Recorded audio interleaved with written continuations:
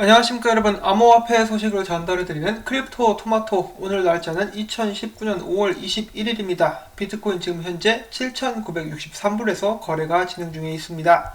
자, 제가 어제 너무 많은 대중들이 비트코인에 대해서 관심을 갖기 시작했다라는 소식을 전달을 해드렸었는데, 어제 나온 신문에 이어서 또 다른 신문에서 이렇게 다뤄지고 있는 비트코인에 관련 소식들이 나오고 있는 것을 제가 볼 수가 있었는데, 여기 보시면은 한쪽은 봄이지만 또 다른 한쪽은 혹한기라고 하면서 암호화폐 시장 훈풍이 다시 분다. 지난 겨울 300만원대 저점 횡보 후 2배 이상 급등, 이런 식으로 사람들을 끌는 것은 거의 이제 좋은 쪽으로 결말이 나지 않죠. 하락으로 결과가 나오는 경우가 많기 때문에 이제 어떻게 보면 악재라고 볼 수가 있겠습니다. 그 다음에 악재 중에 악재라고 볼 수 있는 것, 바로 톰리의 주댕이입니다. 톰리가 이렇게 이야기를 했습니다. 암호화폐 약세장 끝났다. 그 말인즉슨 암호화폐 약세장은 아직도 진행 중이다. 그리고 또한 암호화폐 동절기는 지났다라고 이야기를 했으니까 암호화폐 동절기는 계속해서 지속이 되고 있다라고 해석을 하면 될 것 같습니다. 꽤 유명하죠. 톰리랑 CNBC의 브라이언 켈리, 10번 말하면 9번은 반대로 가는 그런 기이한 초능력을 가진 초능력자들입니다. 자신의 예측이 모두 틀려가지고 사람들로부터 신변의 위협까지 느꼈다라는 톰리가 아직도 정신을 못 차리고 저러고 있습니다. 자, 과연 정말로 개버릇은 남을 못 주는 것인지 그런 속담이 떠오르게 합니다. 농담이고요. 톰리도 좋은 사람이에요. 이 재수가 좀 없어서 그렇지.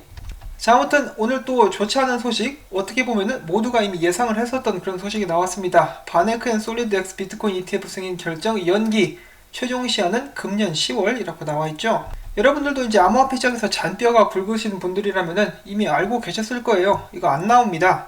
최소한 벡트 개장하고, 벡트 개장 후에도 어느 정도 걸릴지를 모르겠는데, 벡트 일단 개장하기 전까지는 안 나옵니다. 저는 그렇게 생각을 하고 있고요. 작년 같은 경우만 해도 ETF 승인이 올해 2월달에 될 수도 있다라는 예측이 있었는데, 그거 역시 벡트가 개장을 했다는 전제 하에 사람들이 예상을 했었던 것이고요. 자, 그런데 모든 사람들이 예상을 하고 있었다는 듯이 시장에는 전혀 영향을 끼치지 않고 있는 그런 모습입니다. 자, 그렇지만 좋은 움직임은 계속되고 있는데요. 뉴욕 증권거래소 아카가 비트코인 투자 신탁 주식 상장을 허가하는 규칙 변경을 20일 미국 증권거래위원회에 공식 신청했습니다. NYSE 뉴욕 스탁 익스체인지는 신청서에서 월셔 피닉스가 운영하는 미국 비트코인 및 재무부 투자 신탁은 비트코인 및 단기 재무부 증권에 투자할 예정이며, 비트코인은 코인베이스 커스터디 서비스로 관리될 것이라며, 따끈따끈한 핫 월렛과 시원한 콜드 월렛의 도난에 대비해서 AM 베스트에서 높은 등급을 받은 선두 보험사들로 구성된 신디케이트로 최대 2억 달러를 확보를 한 상태라고 밝혔습니다. 이는 NYSE 알카가 비트와이즈와 상장을 추진 중인 비트코인 ETF와 별개의 요청으로 SEC는 45일 내로 해당 제안을 승인, 거부 또는 연기해야 하며 90일 내로 최종 결정을 내려야 합니다. 계속해서 SEC를 압박하는 좋은 움직임 나와주고 있습니다. 자, 그 다음에 미국 내에서 암호화폐가 제도권으로 들어오고 있다는 것을 확인할 수 있는 정말 좋은 소식 또 한 가지가 나왔습니다. 미국 국세청에서 암호화폐 납세 가이드라인을 발표할 예정이라고 밝혔습니다. 그들은 2014년 이후 최초로 암호화폐 납세 가이드라인을 작성 중이다 라고 이야기를 했고, 미국 국세청장이 직접 밝힌 것입니다. 이렇게 된 데에는 많은 정치인들의 노력이 있었는데요. 지난달 톰 에머 등 21명의 국회의원이 국세청의 암호화폐 관련 문제에 대한 명확한 답변을 촉구한 바가 있습니다. 자, 이런 식으로 국회의원들이 나서가지고 암호화폐 활성화를 위해서 힘을 쓰고 있는 좋은 모습이 보여지고 있습니다. 대한민국도 이런 모습을 좀 본받아야 되는데, 이것에 대해서 여러가지 하고 싶은 말들이 있는데 말을 잘못했다가 제 채널 정지 먹을 수도 있으니까 겁나서 말을 못하겠습니다. 다만 좀 굉장히 구린 일들이 진행이 되고 있죠. 거기까지만 지금 말씀을 드릴 수가 있을 것 같은데, 자, 바로 다음 소식 보도록 하겠습니다. 자, 그 IRS에서 발표한 서한입니다. 크립토 울프님께서 또 공유를 해주셨습니다. 자, 미국 잘 나가고 있죠. 자, 그 다음에 러시아로 갑니다. 러시아 의회 고위 관료가 이렇게 이야기를 했습니다. 암호화폐가 정부를 망칠 수 있다. 자, 요즘에 러시아에서 계속해서 술을 먹고 이렇게 근무를 하는 고위 관료가 늘어나고 있는 것 같습니다. 계속해서 헛소리를 줄창하고 있네요. 최근에 메릴린치 보고서를 보게 되면은 이렇게 나와 있는데, 미국인들은 미중 무역 갈등이 전면적으로 무역 전쟁과 경기 침체로 확산될 것을 우려해서 비트코인에 투자를 하고 있다. 비트코인 수요 증가는 안전자산에 투자한다는 개념보다 잠재적인 경제 침체 위험을 피하는 동시에 저금리 환경에서 고수익을 추구하는 투기 심리를 반영한다라고 진단을 했습니다. 일단 지금 비트코인의 상승 요인 중에 하나로 이 무역 전쟁을 꼽고 있는데, 정말로 그것이 100% 사실이다라는 것은 아직 밝혀지지 않았습니다. 하지만 미래에는 정말로 그것이 현실이 또 될 수 있지 않을까 하는 생각도 듭니다. 그동안 잠잠했었던 JP모건이 입을 뗐습니다. 비트코인 최근 실제 가치가 내재의 가치를 추월했다. 한마디로 과평가되었다 라고 이야기를 한 것인데, 이것을 본 폼플리아노 웃으면서 한마디 합니다. 에라이 자식들아, 제이미 다이몬이 전에 뭐라고 했냐, 비트코인은 아무런 가치가 없다라고 이야기를 했는데 지금은 또 가치가 과평가되었다. 그 말은 가치를 가졌다는 것이네. 어디서 말장난이야 이 자식들아 라고 이야기를 하면서 은행원들이 하는 말을 듣지 말라, 그들이 직접 하고 있는 행동을 봐라 라고 이야기를 해주고 있습니다. 정말 간사하기로 두 번째라면 서러울 JP모건 그리고 골드만삭스가 있죠. 자, 아무튼 계속해서 미국 관련된 소식 계속 나갑니다. 최근 있었던 컨센서스 2019에서 시갈 맨델커 미 재무부 산하 테러 금융 정보 책임자가 국제자금세탁방지기구의 규제 표준안이 다음 달 발표될 예정이라고 밝혔습니다.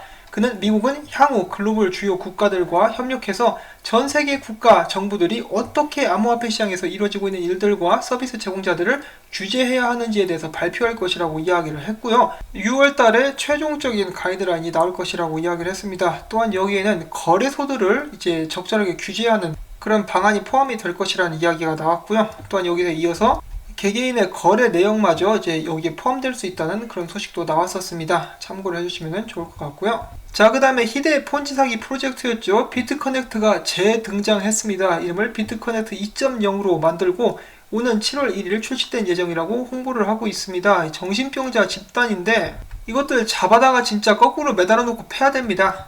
지금 이렇게 또 트위터 페이지까지 만들어가지고 광고를 하고 있습니다. 이 사람들 때문에 돈 잃은 피해자들이 얼마나 많은데 이런 짓을 또 한다. 이렇게 해도 분명히 또 속을 사람들이 있을 거예요. 이것에 대한 답례로 여기 있는 이 사람 가운데 손가락을 강하게 올려주고 있습니다. 그 다음은 트론 소식입니다. 저스틴 선이 트론 뎁 일간 활성 유저가 102,497명인데 이는 역대 최고 기록이라고 이야기를 했습니다.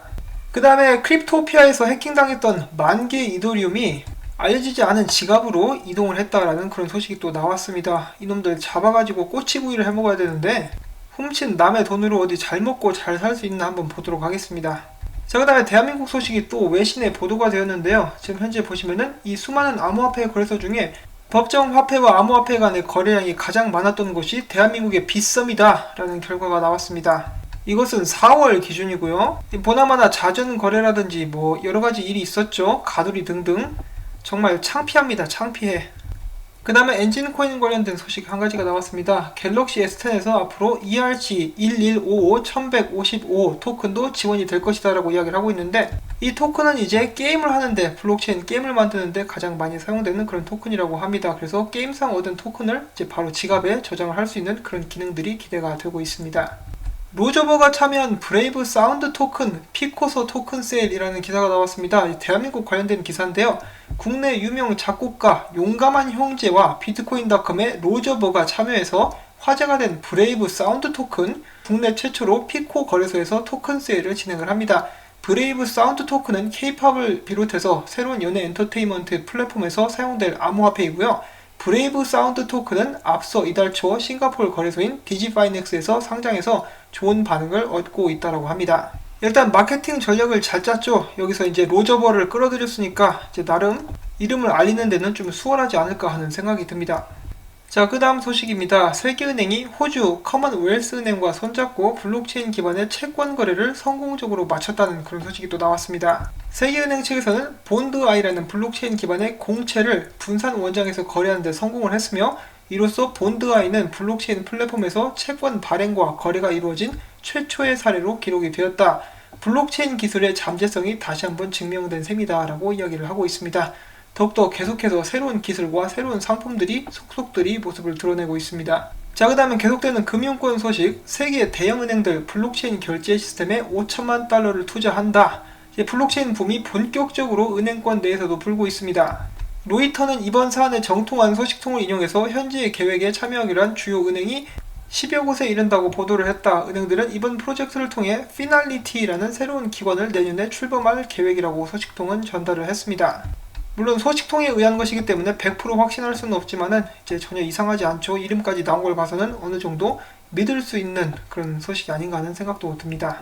제가 최근에 베리 실버트가 한 말을 인용해가지고 이 그레이스케일에서 기관 투자자들이 이제 거래를 하는 비율이 높아졌다라고 말씀을 드렸었는데 이 퍼센테이지가 한 60% 정도 됐었던 것 같아요. 근데 코인베이스에서도 똑같은 이야기를 합니다. 코인베이스 역시 이제 기관 거래자들이 60% 이상의 트레이딩 비율을 차지하고 있다라고 이제 CEO가 이야기를 했습니다. CNBC에서 암호화폐에 관련된 그런 프로그램을 진행하고 있는 렌 듀너가 이런 트윗을 남겼습니다. 곧 있으면 알트코인들이 급등할 가능성이 있다. 그러자 비트코인 팔불출이죠. 노부그라차가 또 이렇게 이야기를 합니다. 이번은 아니다. 시장은 더욱더 똑똑해지고 있으며 비트코인이 알트코인들을 능가할 것이다 라고 이렇게 이야기를 했네요. 비트코인 사랑이 정말 넘치시는 분입니다. 최근에 가장 많은 인기를 누리고 있는 미드죠. 왕자의 게임 결말을 두고 비트코인 도박 사이트가 성행 중이라고 합니다. 이 드라마를 보면은 왕좌가 나와요. 왕자의 게임이라고 하는데 그 왕좌를 마지막에 차지하는 사람이 누군가 그것을 맞추기 위한 도박판이 한창 진행 중이라는 소식이 나왔습니다. 자, 그 다음 소식. 상승 불씨 꺼지지 않았다. 비트코인 7,000달러대 후반 서서 버티기를 하고 있다. 근데 그 불씨를 톰리가 꺼버렸죠. 나와가지고 약세장 끝났다 이렇게 하면서 지금 이 사진 보이시죠? 이 공 뒤에 톰리가 이렇게 딱 타고 있는 것을 상상을 해보시면은 잘 이해가 되시지 않을까 하는 생각이 듭니다. 이 톰리의 저주는 언제 깨질 것인가? 저는 그 부분도 이제 굉장히 기대가 됩니다. 지난 2016년도에 비트코인 반감기가 왔을 때 비트코인 가격이 10배 이상 상승했었습니다. 자, 과연 2020년도 내년이죠. 내년에 반감기가 오게 되는데 그때도 똑같은 현상이 일어날 수 있을 것인가? 여러분들은 어떻게 생각하십니까? 반감기 때마다 오는 비트코인 가격 상승 과연 내년에도 적용이 될 것인지 많은 사람들의 또 관심이 주목되는 부분 중에 하나겠죠. 만약에 정말로 10배 이상 상승한다 그러면은 지금 가격도 싼 거죠. 최대한 개수를 늘리기 위해서 노력을 해야 될 것 같습니다. 제가 얼마 전에 전달을 해드렸던 소식이었는데요. 이제 미국에도 추적 60분 같은 것이 있어요. 거기서 이번에 비트코인 특집을 다루면서 비트코인으로 피자를 사 먹은 남자와 인터뷰를 했습니다. 그 방송이 나가고 난 후에 비트코인에 관련된 검색이 13개월 만에 최고치를 기록했다라는 소식이 나왔습니다. 그리고 방송에 나왔던 그 남자에게 사회자가 질문을 합니다. 당신은 8억 달러어치의 비트코인으로 피자를 사서 드셨는데 8억 달러짜리 피자를 먹고 8억 달러어치 똥을 쌌겠죠? 사회자가 그 남자에게 이렇게 물어봤다라고 합니다. 그것에 대해서 어떻게 생각을 합니까? 그랬더니 남자가 정말 정신이 가출한 표정을 지으면서 내 정신과 상담의가 그것에 대해서 이야기하지 말라고 했어요. 이런 식으로 대답을 했다라고 합니다. 저도 그 프로를 시청을 하진 않았는데 여기는 이 남자입니다. 저희들은 웃으면서 이야기를 하고 있지만 이 당사자가 되면 얼마나 정말 속이 쓰리겠습니까? 많이 안타깝습니다. 부디 이분의 행복하고 성공적인 삶을 기원을 해봅니다. 자, 그리고 TV방송 이야기가 나와서 말인데 지금 이 화면은 이 TV에서 GBTC 그레이스케일의 비트코인 트러스트가 나오는 방송을 사진을 찍어가지고 이렇게 트위터에 게재를 하고 있습니다. 비트코인의 대중화에 더욱더 기름을 붓는 그런 역할을 할 수 있기를 바랍니다. 자, 많은 소식들에도 불구하고 비트코인의 전망이 궁금하신 분들이 많이 계실 텐데요. 비트코인이 차트상 보면은 앞으로 큰 움직임이 나오기 전까지 이 안에서 이런 식으로 움직이게 될 것이다 라는 예상도 있었고요. 자, 그 다음에 오랜만에 똥선생님 이 예측 한번 보도록 하겠습니다. 똥선생님이 그린 차트는 이런 모습인데요. 그는 이 위에 있는 선이 하락 추세를 나타내는 그런 선이다 라고 이야기를 하면서 그것에 대한 증거로 이 선에 맞을 때마다 비트코인이 하락을 했었던 이제 과거의 이력을 보여줍니다. 지금도 이 선을 테스트를 하고 있는 상황인데 비트코인이 많이 힘들어해 보인다, 힘들어하는 것 같다. 그런데 이 선을 뚫고 올라간다 그러면은 14,000불까지 쏠 수 있다라고 이야기를 하면서 그러나 못 지키면은 당연히 이제 밑으로 떨어지게 될 것이다. 내가 봤을 때 가장 큰 문제 중에 하나는 바로 NVT 지수인데 이는 네트워크 밸류 트랜잭션의 약자로 코인 과대 혹은 과소평가의 여부를 반영하는 그런 수치라고 합니다. 이 수치를 반영을 해봤을 때 비트코인이 이제 과매도 됐음을 나타내고 있다. 내가 지금 이것이 불장이 아니라고 말하는 가장 큰 이유 중에 하나다라고 이야기를 하면서 그런데 만약에 비트코인이 이 선 위를 뚫는다 그러면은 나는 나의 의견을 선회해서 이제 앞으로의 상승 가능성을 크게 보겠다라고 이야기를 합니다. 그렇지만 아직까지는 난 하락을 더 높게 보고 있다라고 이렇게 분석을 했습니다.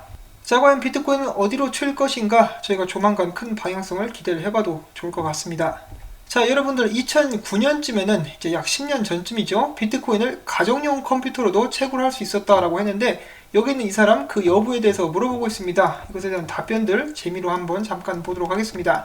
자, 먼저 첫 번째 레딧 사용자가 이렇게 이야기를 합니다. 나는 나이 드신 분이 2009년도에 일반 컴퓨터로 하루에 비트코인 4개씩 채굴하는 영상을 본 적이 있다.